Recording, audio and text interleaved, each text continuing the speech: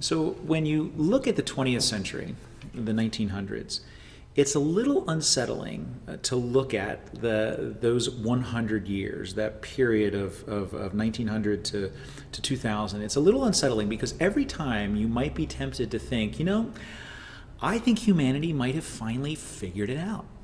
We've learned our lesson this time. Things have been bad, but I think we finally turned a corner. Every time we might have been tempted to think that, it became very, very clear how wrong we were. Now, there's lots of big examples that you might be able to think of in history. You might be thinking of the example that we have right now with the coronavirus. We are tempted to think we've figured out disease. We've figured out how to manage the upsides and the downsides of a global world, a global economy, and we're being humbled. But here's a lesser known example. Some of you may vaguely remember what was known as the Balkans War that erupted in 1991 in Southeast Europe. So this was the scene. The Cold War had just ended, and people were still celebrating, particularly in Europe, that millions had just found freedom for the first time. And since freedom is, after all, the greatest good of the world, right? Once people have freedom, then everything's going to be right? Everything, all the wrongs will be righted once freedom is achieved, right? Not really. That's not what happened in Europe when the Soviet Union fell. In fact, with the collapse of the Soviet Union came the collapse of Soviet influence in Eastern Europe, and you had the Yugoslav republics begin to splinter. Right? First you had Slovenia and Croatia, they declared independence, and then you had Macedonia and Bosnia-Herzegovina. You had all these provinces that were held together under Soviet sort of oversight, and they all began to splinter once freedom came. And what you saw emerge were centuries-old differences, many of them religious differences. You saw these differences ignite into conflict, with an estimated 200,000 to 400,000 people dead, and more than 2.5 million people displaced from their homes. You had genocide, ethnic cleansing, absolute horror. Now, how do you attempt to explain something like that? The persistent presence of mass-scale injustice, right? Death and destruction of not just combatants, but civilians, the so-called innocent. And how do you explain that just when you think humanity had it licked? Well, if you're a Christian, you might quickly raise your hand to something like this. Say, I know the answer. Sin, that's why all this happens, right? Because we're sinners. And of course, you'd be right. But the skeptic would immediately follow up and say, all right, excuse me, Mr. Christian. Right? Even if we're sinners, I thought that your God was good. I thought that your God was sovereign, in control of all things. And if that's true, Mr. Christian, then why does he allow stuff like that in the first place, right? Why does history sometimes seem to be one long recurring argument against a God who cares about justice?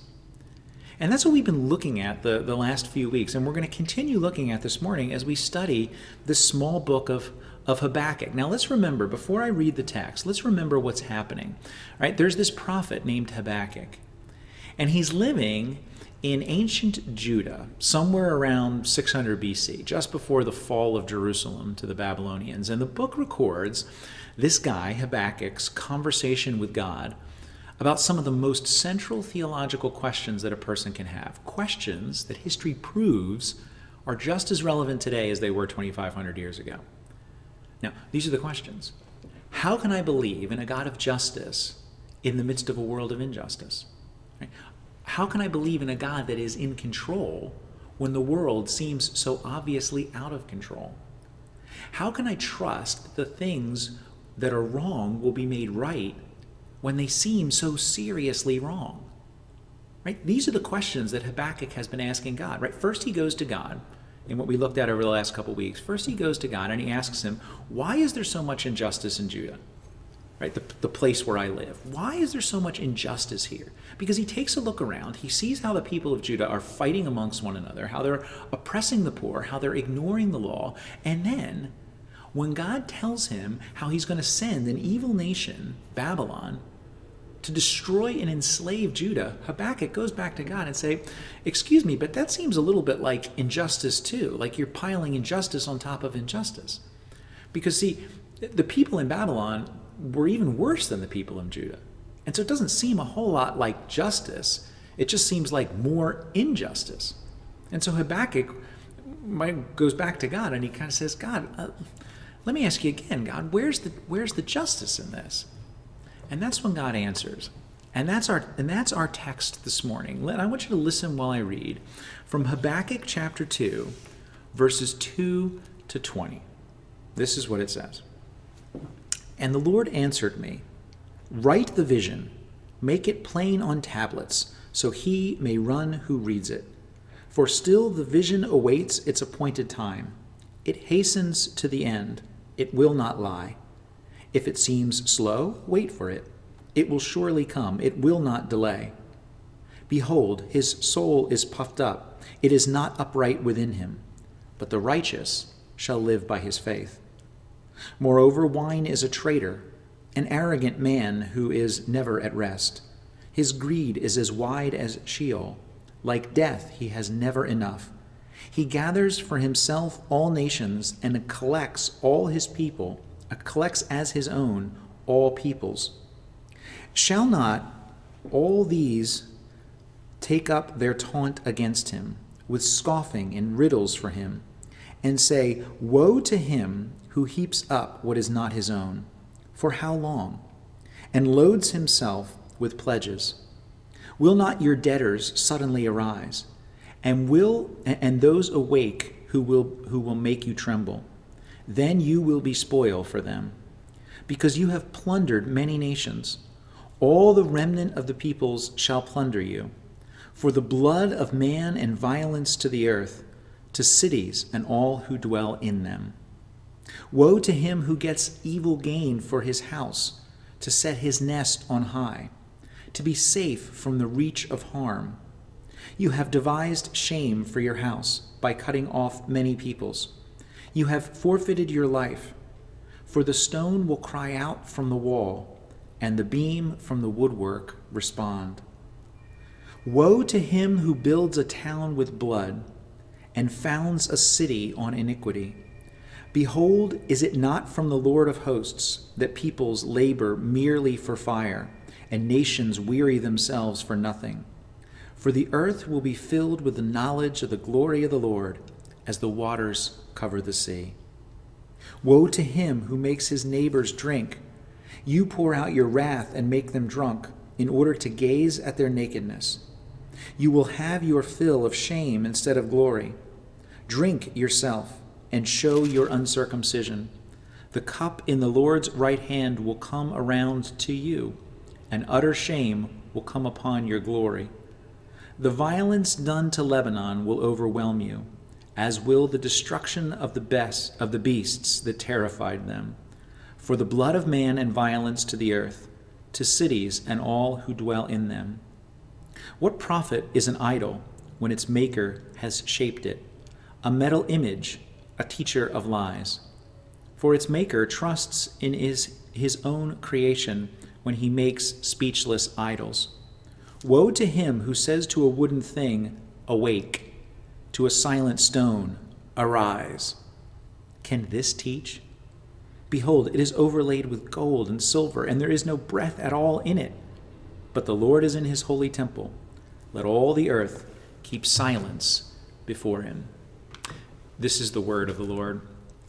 Now let's take a minute and analyze this a little bit. Let's take a closer look at this, because this can sometimes be hard to sort of sort through this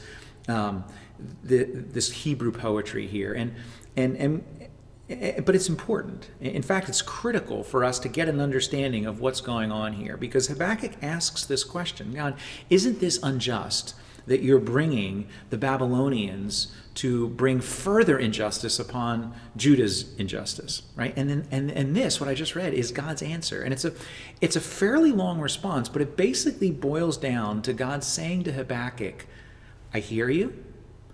I'm going to act. I'll make all things right. Trust me. Right? I hear you. I'm going to act. I'm going to make all things right. trust me. That's how he responds to Habakkuk's question and to Habakkuk's challenge about where's the justice, God? And it teaches us a few things about God's justice that I think are worth noting and I think will help us make sense of God's response here.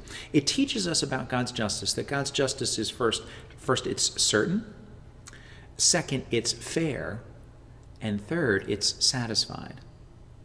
God's justice is certain, God's justice is fair, and God's justice is satisfied. Now, the first thing we see is that God's justice is certain. Look back at verses 2 and 3.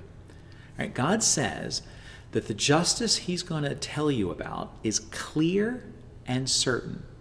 In verse 2, he says, take what I've given you and write it down clearly. Make it plain. In other words, write it on tablets so that it's going to last, so that it's not going to fade with time. Because, verse 3, he says, what I've told you and what I'm about to tell you is going to happen. It will surely come and not delay. That's what he says. And what's going to happen is that God is going to punish Judah with the Babylonians, and that's certain. But what's equally certain is that God is going to deal with the Babylonians as well. In other words, he's not unaware of the injustice of the Babylonians. Now, by starting that way, by God starting his response that way, he's reminding Habakkuk and reminding us that he hasn't lost control. Right? In other words, injustice never surprises him. And he's going to answer it exactly at the right time. Look at verse 3. Right? All his times are appointed times. See, our presumption, much of the time, is that God has lost control of the universe. We don't say that, but that's exactly what we think. We kind of presume subconsciously that God must have lost control of the universe because it sometimes seems that way to us. Right? But what God is saying to us here, first and foremost, is that's not true. His justice might not come on our timetable, but it will come. Now, how does knowing that help us? Right? Even when we don't know the specifics, even when it seems like things are out of control, how does it help us to know that God's justice is certain, that all things will be made right at a particular time? Well, this is what it does.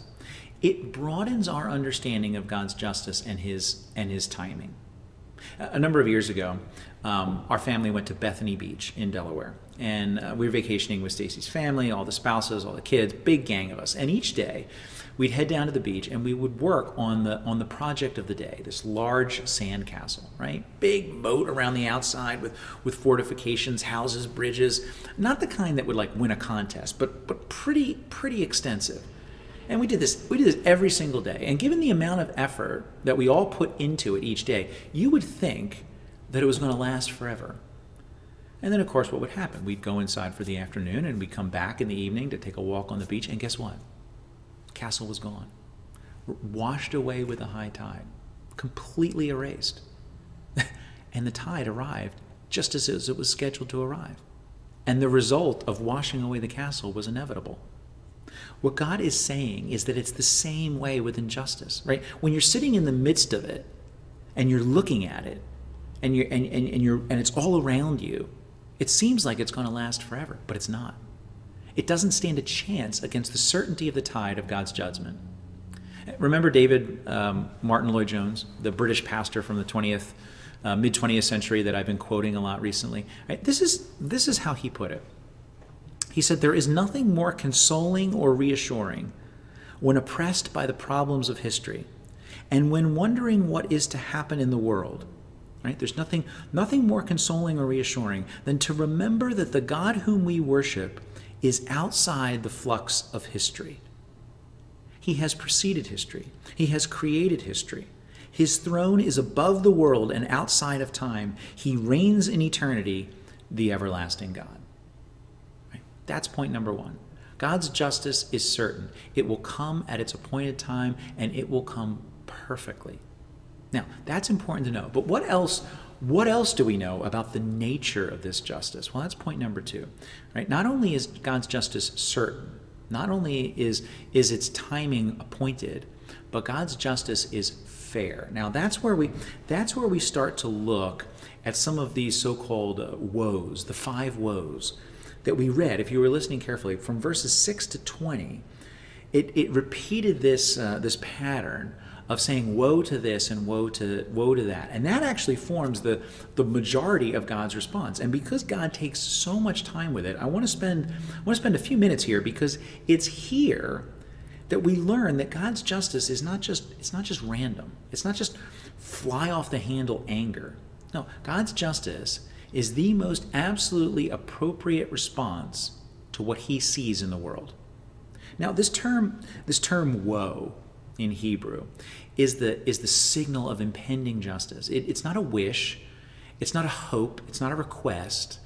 It's not saying, when the prophet says that God declares a woe, it's not saying that God wishes something to happen, he hopes it's going to happen. Right? It's a declaration that judgment is going to happen. It can't be avoided. The woe is coming. And you read through these and you really understand as you dissect it, what it's saying. It's pretty scary.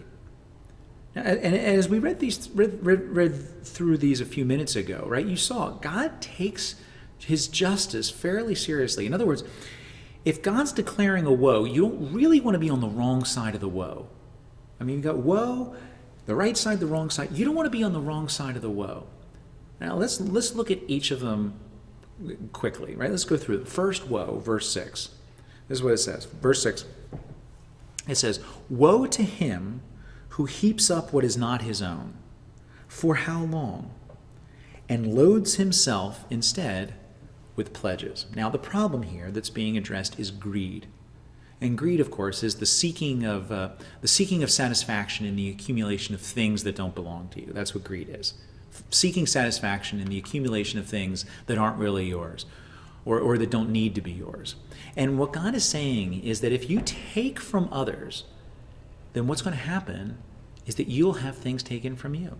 It's pretty simple. It's an ironic reversal. Those who plunder will themselves be plundered. That's woe number one. Now, woe number two in verse 9.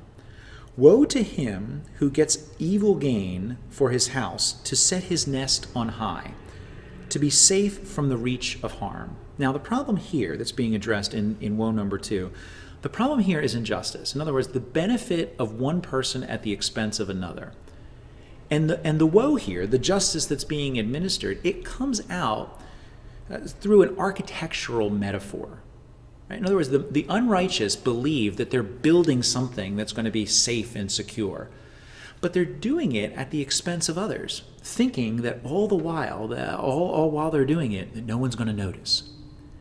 And what God is saying is that what the person thinks is his glory will ultimately become that person's sense of shame. The injustice was done with the assumption that no one's going to notice. And now it's going to be shouted from the walls. That's woe number two. Now, woe number three, verse 12. "Woe to him who builds a town with blood and founds a city on iniquity." Now, the problem here that's being addressed is self-reliance. Right? Woe number one, greed. Woe number two, injustice. Woe number three is dealing with self-reliance and pursuing your own goals through your own methods. In other words, if you pursue your happiness and your meaning through your own methods, particularly through violence and malice, but really anything of your own will and your own strength, if you pursue your goals through your own strength, your own methods, it's going to yield nothing. That's what it's saying. And we try to do this, don't we? I mean, and what God says here about this, leading to nothing but exhaustion, is really proved out. A number of years ago, the Dash Inn convenience store on Concord Pike in North Wilmington, Delaware, was running a promotion. And it was Dash Inn convenience store. I think it was associated with Shell, the Shell gas stations. And what they did for a number of weeks in a row is they would publish coupons for free stuff to get you to check out the store. And of course, I mean, I couldn't resist. You get coupons for like a free slider or a free Slurpee or something like that. Well, I got a coupon for a free hot dog, and I go in, and it comes in one of those cardboard kind of cases, and it says on the top of it, the Dash Inn dog, right? Dash Inn dog, cute, right? But listen to what the tagline said. It said the Dash Inn dog, and then the tagline underneath it said, "Life made better." Life made better. I mean, seriously? From a Dash Inn dog? life made better? I mean, that's a stretch. Even under the most generous understanding of life improvement, that's a stretch. Now, at best, we could say that a convenience store hot dog delays hunger by about 3 hours. At best. That's the best case scenario for a convenience store hot dog. Under no circumstances can I see a way in which you can make a case that there is life improvement to be had. It's absurd. But in the absurdity of a dash-in dog, we see the point that God's trying to make, right? We labor to make ourselves happy in our own strength, by our own methods. But at best, all we do when we do that, just push off the hunger pains a couple hours. There's absolutely nothing that's lasting, nothing that's really satisfying, nothing that's really ultimately going to make our life better because of it. That's woe number 3. Now, woe number 4, in verse 15, right? Woe to him who makes his neighbors drink. Now, the problem here is seduction. Okay, seduction, right? So woe number 1, greed. Woe number 2, injustice. Woe number 3 was self-reliance. Now, woe number 4, the problem here is seduction. The unrighteous are enticing other people to join in their rebellion against God. Now, see, this is a common method of dealing with sin. Right? You're experiencing something in your own life, and what do? How do you make yourself feel better about it?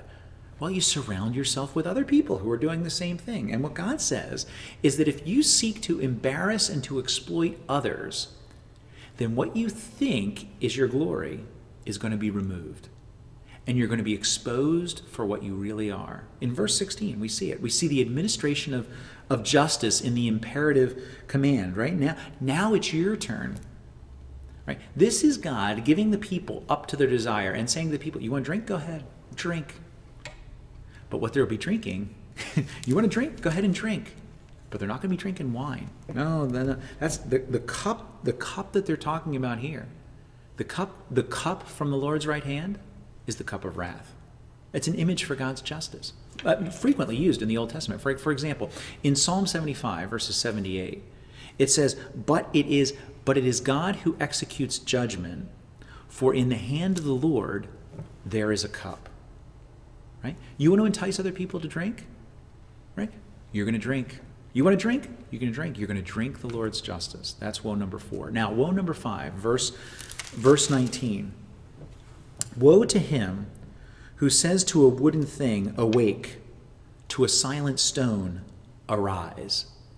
Now, the problem here is idolatry. Right? We've had greed, we've had injustice, we've had self-reliance, we've had enticing others to sin. Right? Here we have idolatry, and it's kind of a funny image. It's kind of a funny way to put it, because what God is doing is he's ridiculing the person who stands and talks to a piece of wood or to a piece of stone and then waits there to receive an answer. I mean, can you picture it? Can you picture the silliness of this? I sometimes have played this game with our kids when they were younger, where I pretend to talk to their belly, to ask their belly if it's hungry, and I say, "Are you hungry, belly?"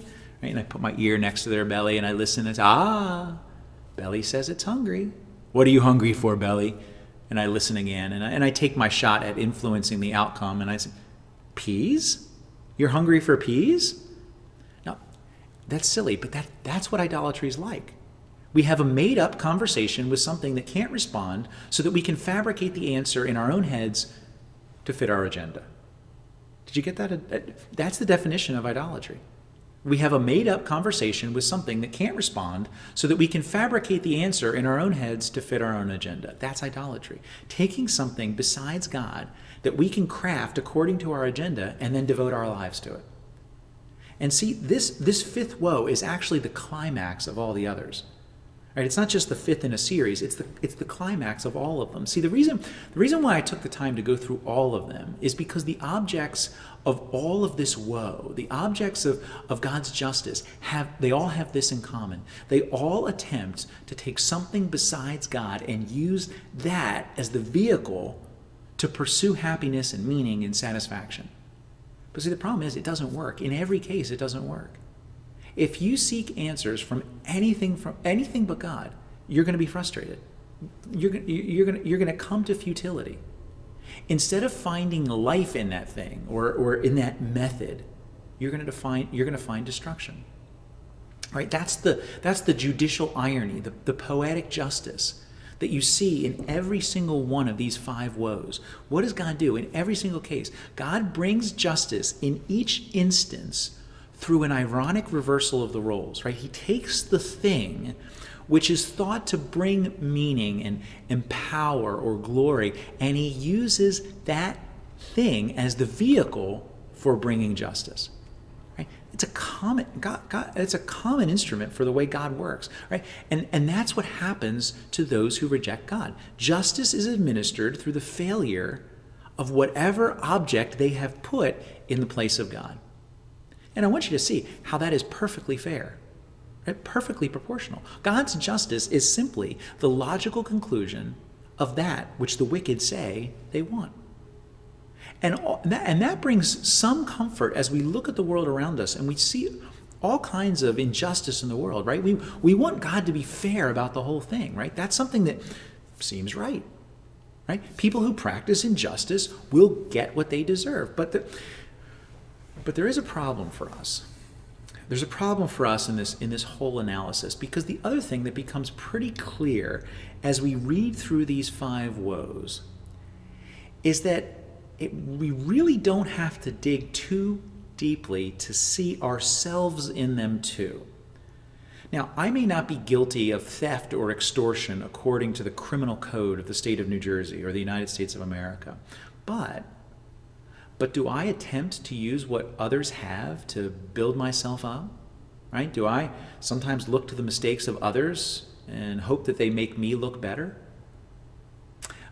I may not literally build a city through bloodshed and crime, but do I attempt to establish my own sense of meaning and reputation through my own means, out of my own strength? I may not regularly try to get my friends drunk or anything like that, but do I secretly relish in the failure of others because it makes me feel better about my failures? I may not carve statues of wood and stone and put them on my mantle above my fireplace, but do I attempt to take other things besides God and make them the object of my hope, the object of my affection, my source of satisfaction and joy? Of course I do. Most commentators will point out that the primary object of God's justice that he's talking about in verses 6 to 20, the primary focus of these woes are the Babylonians. Right? That's what the primary focus is. And most commentators will point out that God is assuring Habakkuk that he hasn't forgotten their injustice too, even while he intends to punish Judah. But see, here's the thing. It isn't only the Babylonians who need to be aware of these woes, because all of us fall into these categories. And if point number 1, God's justice is certain, and point number 2, God's justice is fair, right? If those are true, then we have a problem. Because true fairness will condemn us all. But that doesn't mean that there isn't a reason for hope, because point number 3, God's justice is satisfied. Right? See, God's justice is certain. It's coming. God's justice is fair, completely fair, but God's justice has also been satisfied in a very unique, hopeful way. Look at verse 4. Go back to verse 4 and look at what it says. How do we survive the justice of God? Behold, his soul is puffed up. It is not the upright within him. Talking about the sinner, talking about the one who commits injustice. But then the contrast comes. But the righteous shall live by his faith. Now, I want you to notice something here, right? There are 2 types of people. That's what this is saying. 2 types of people. 1, those who are puffed up, those who act presumptuously, those who are conceited, prideful, whose desires are not upright. And 2, there are those who are truly righteous, those who trust God and conform to his standards. In other words, there are two categories of people, unfaith and faith, right? 2 categories, unfaith and faith. And those who have faith, what happens to them? They live. The righteous shall live by his faith. Now, the 2 categories I want you to note that are being contrasted here are not Babylon and Judah. Right? Habakkuk himself has already told us that there's lots of people from Judah who are not faithfully trusting God. Right? So it's not a racial thing. It's not a political division here. Right? God's justice is not satisfied on the basis of our nationality, our natural abilities, our breeding, or other good points of our character. Right? The division between the righteous and the unrighteous is not our alma mater, it's not our degrees, it's not the church we attend, it's none of those things. Right? Those things cannot deal with our burdens. They can't deal with our shame. They can't solve our problem. They can't satisfy the justice of God. No, the only way that we can live is not by any of those things. It is to be righteous. And the righteous, Habakkuk says, shall live by faith. Now, faith in what? Right? Faith in God. I mean, specifically. Faith specifically to do two things. One, to provide us with the righteousness that we lack.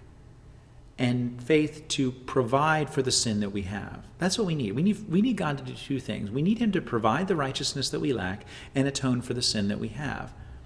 Faith that God will satisfy himself, his own requirement for justice. That's what we see in verse 4. Now, how do I see that? How do we see that in verse 4? Well, Habakkuk may not be extremely well known as a book of the Bible in and of itself to lots of people, but Habakkuk 2:4 is very famous. Habakkuk 2:4 is cited 3 times in the New Testament.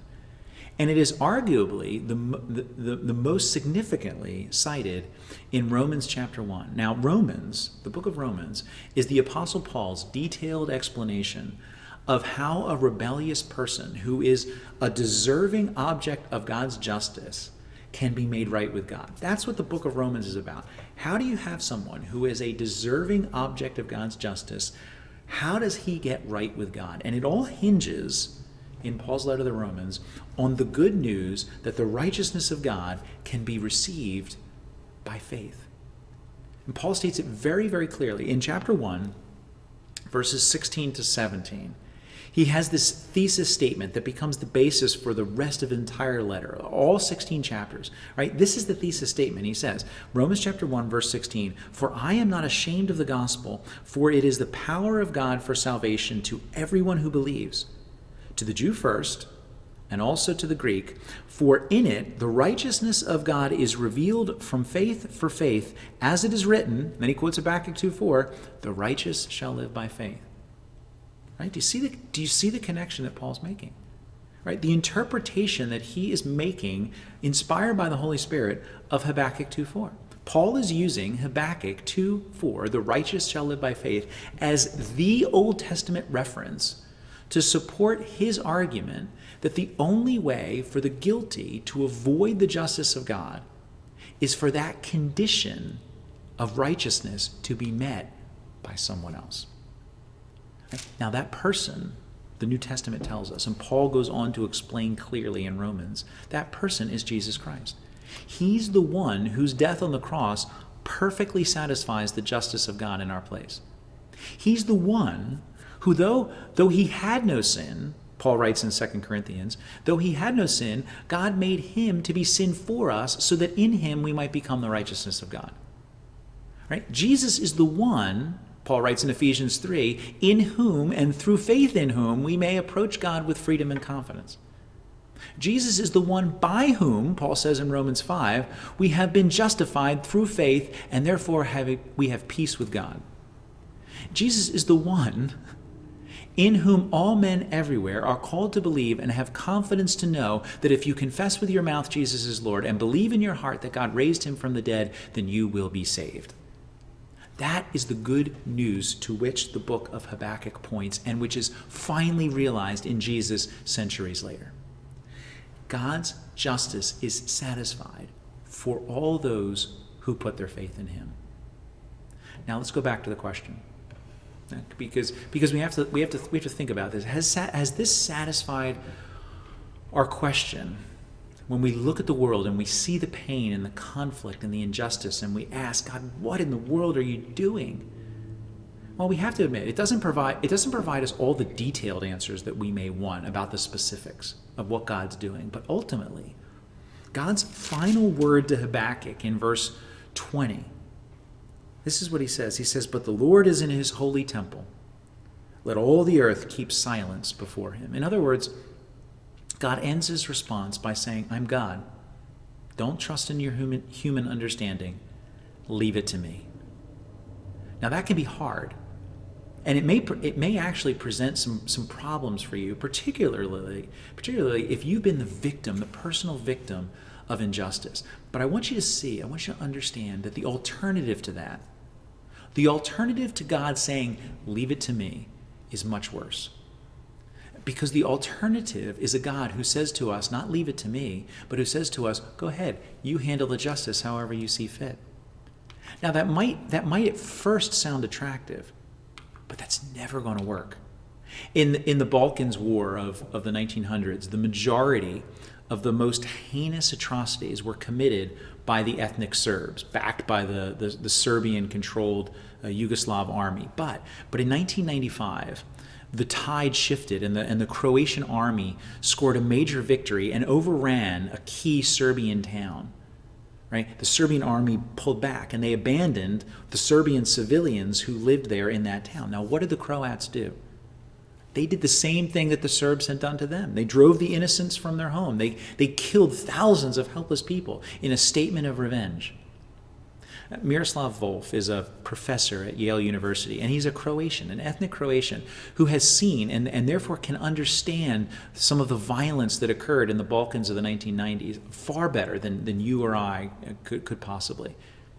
Now, growing up in a Christian family in communist Yugoslavia, Volf experienced a great deal of injustice firsthand. He saw it, and yet he writes that this cycle of violence and revenge and violence, such as was seen in the former Yugoslavia, that cycle, he says, is exactly what you'd expect, not when people have a high degree of understanding of God's justice, but when they completely abandon a belief in a God of justice. They completely abandon it. That's exactly how you would expect them to behave, he says. In fact, he says, trusting that God sits on the throne of justice, even when we can't figure everything out, trusting that fact is the foundational principle for being able to forgive, to reconcile, to live peaceably with others. It's the key, he says, to breaking the cycle of injustice, putting your trust in the God who is in his holy temple. I want you to listen to what Volf said in a 2001 interview with Christianity Today. Listen to the words. He says, "Many events in this world remain hidden in deep obscurity. We don't know who all the perpetrators of injustice are. We don't know exactly how to seek real justice. That is why there will be a last judgment. Generally, when people talk of a last judgment, they say it's a horrible day. But the final judgment, in a sense, he says, is good news. Certainly good news to the victims, but also, in this sense, good news to the perpetrators, since the judgment will be rendered not only by a just judge who sees and knows all things, but by the judge who has given his life for the salvation of the world. Christ, who died on the cross, is the same Christ who will sit on the judgment seat and who is going to render judgment of justice and judgment of grace." Now, do you see what Volf is saying? He's not saying that because Jesus is the judge, that he's therefore, Jesus is the merciful one, and because he's the judge, he's going to look the other way at injustice. No. What he's saying is that we can trust justice to Jesus because Jesus is the judge, and we can trust him to do justice rightly, one way or the other. In other words, God promises that the consequences of injustice will either be borne by the person who committed the act of injustice in the first place, or they already have been borne on that person's behalf by Jesus. And if that's true, if the consequences of injustice either will be borne by the person who has committed that act of injustice someday, or the consequences of that injustice have already been borne on that person's behalf by Jesus, then there is nothing more that we can say. That we have no further challenge to make against God about the existence of injustice. It turns the question back on ourselves. Right? God has answered Habakkuk. Justice will be done. The question is settled. The question that remains for us is, will we recognize that on the throne of judgment also sits a Savior? Will we look to him, and will we live by faith in the Savior, the one who was righteous for us? Let's pray. Our Father, we thank you that you have given us a righteousness that comes through Jesus Christ for all who believe and profess faith in that name. Lord, I do pray for all who are listening, experiencing injustice, perpetrators of injustice, that they would look to you. And even in cases where we can't figure out why what is happening, Lord, we pray that we would wait, that we would trust that you are in your temple, that you sit on your throne, and that you will in your appointed time make all things right that are wrong. Lord, help us to have faith in the Jesus who brings justice and who satisfies justice on our behalf. Amen.